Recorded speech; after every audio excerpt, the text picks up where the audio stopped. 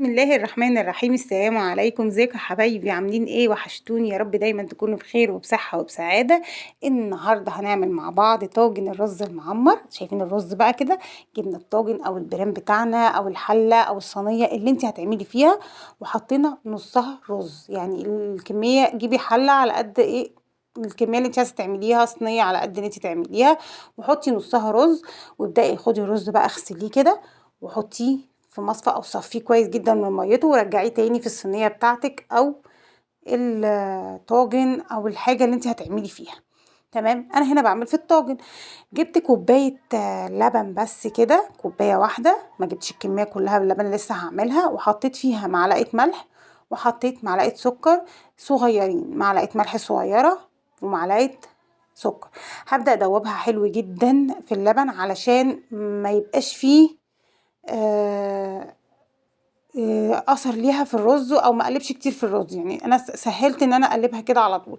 هبدا احطها كده في زي ما انت حطيناها، وهنبدا نجيب باقي كميه اللبن بتاعتنا. حطينا كده كوبايتين لبن، وهنحط حوالي نص كوبايه ميه.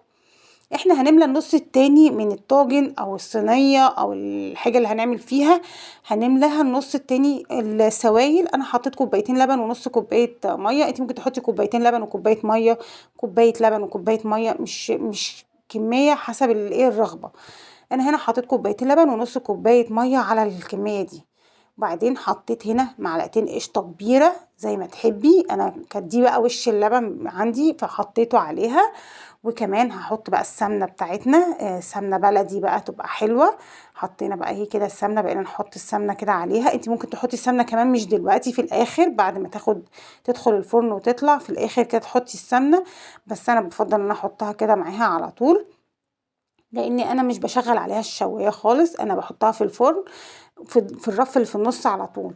هنا بقى بصوا كده بدأنا ايه، بساوي الرز، يعني بحاول ان انا اخليه كله يعني نفس السوا بتاعه واحد، علشان ما يبقاش حته عاليه وحته واطيه، او حته فيها جنب وحته لا، فيبقى كله شبه بعض.